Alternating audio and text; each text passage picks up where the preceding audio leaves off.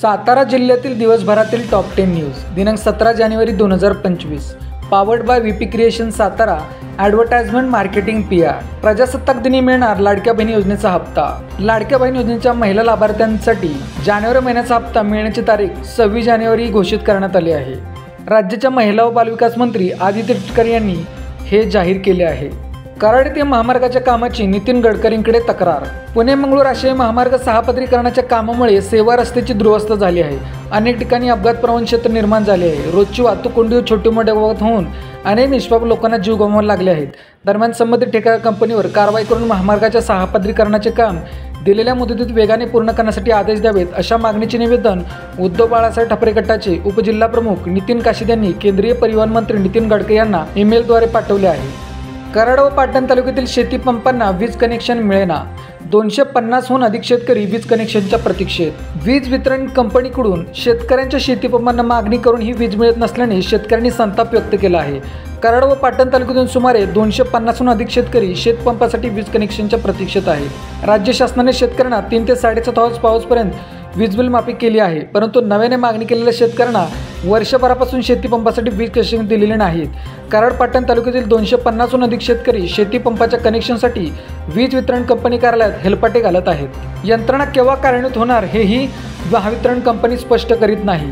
सोलरद्वारे मिळणारी वीज शेतीसाठी पुरेशी नाही. सोलर यंत्रणा नेमकी फायद्याची की तोट्याची अजून शेतकऱ्यांना संशय आहे. त्यामुळे लवकरात लवकर शेतकऱ्यांनी मागणी केल्याप्रमाणे वीज कनेक्शनचा पुरवठा व्हावा अशी मागणी शेतकऱ्यांनी केली आहे. वन विभागात अनागोंदी, ठराविक लोकांनाच काम. काही मजूर सोसायट्या अभियंत्यांना झुकते माप. वन विभागाच्या अखत्यारीत करावयाच्या विविध कामात गैरप्रकार आणि अनागोंदी झाल्याची माहिती अधिकाऱ्यांतून समोर आली आहे. वन विभागाकडून झालेल्या मृदू व जलसंधारणाच्या कामाची वाटप ठराविक मजूर सोसायटी आणि मर्जीतील अभियंत्यांना करण्यात असल्याचे यातून उघड झाले आहे. याबाबतच्या तक्रारी झाल्यानंतर वन विभागातील टक्केवारीचा वरवा समोर आला आहे. कामे वाटपादरम्यान टोलच्या नावाखाली मर्यादेपेक्षा जास्तीचा प्रोटोकॉल पाळण्यात आल्याची चर्चा आहे. कामे वाटपासह इतर अनेक बाबीत परराज्यातील ठेकेदार सक्रिय असून त्यांनी आखलेल्या रिंगणाबाहेर अनेक अधिकारी कर्मचारी जाणे टाळत असल्याचेही समोर येत आहे. याच अनुषंगाने माहिती अधिकार कार्यकर्ते सुशांत मोरे यांनी आंदोलन पुकारले असून यातून अनेक गंभीर बाबींची उकल आगामी काळात होण्याची शक्यता आहे. पैशांचा पाऊस पाडून देतो सांगून 36 लाखांचा गंडा घालणाऱ्या भोंदू बाबा अटक. देवापूर तालुका मान येथील कांतावामन बनसोडे यांच्यासह 5 जणांना पैशांचा पाऊस पाडतो असे आमिष दाखवून 36 लाखांचा गंडा घालणाऱ्या भोंदू बाबाला म्हसवड पोलिसांनी अटक केली आहे. मंगेश गौतम भागवत वय 32 राहणार कळस तालुका इंदापूर जिल्हा सोलापूर असे या भोंदू बाबाचे नाव आहे. कोरेगावचे पाणी बंद, नागरिक समस्येत, नगरपंचायतीचे अक्षम्य दुर्लक्ष, राजकीय व सामाजिक कार्यकर्ते करणार आंदोलन. कोरेगाव नगरपंचायतीच्या अक्षम्य दुर्लक्षामुळे ऐन थंडीत नागरिकांना भीषण पाणी समस्येला सामोरे जावे लागत आहे.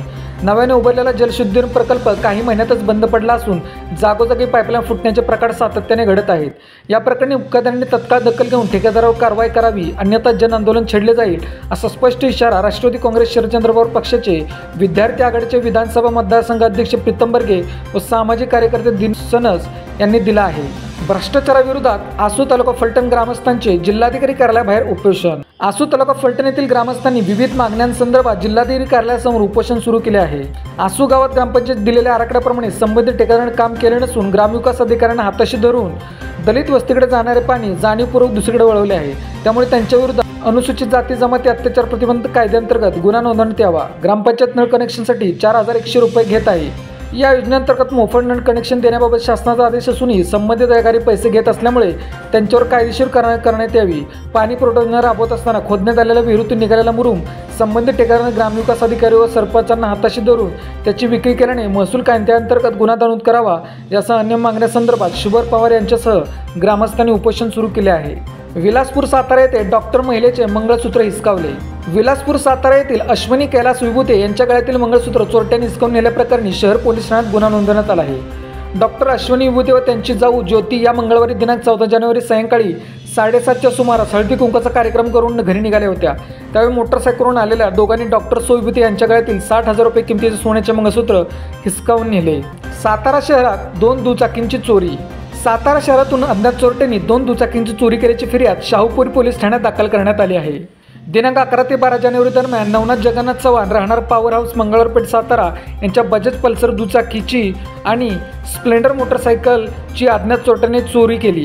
आय लव्ह यू पाचगणी फेस्टिवलचा आजपासून शुभारंभ. पाचगणी येथील संजीवन क्रीडांगणावर आय लव्ह पाचगणी फेस्टिवल रंगणार असून आज दिनांक 17 जानेवारी रोजी 4 वाजता अभिनेत्री फुलवा खामकर, प्रांताधिकारी राजेंद्र कचरे, पोलीस उपअधीक्षक बाळकृष्ण भालचीम, तहसीलदार तेजस्विनी पाटील, पाचगणी नगरपालिकेचे मुख्याधिकारी निखिल जाधव यांच्या उपस्थितीत हा उद्घाटन सोहळा होणार आहे। हा फेस्टिवल दिनांक 17, 18 व 19 असा 3 दिवसासाठी आयोजित करण्यात आला आहे। अशाच बातम्यांसाठी जिल्हा साताराच्या सर्व सोशल मीडिया प्लॅटफॉर्मला फॉलो करा। व्हिडिओ आवडल्यास व्हिडिओ लाईक, कमेंट आणि शेअर करा।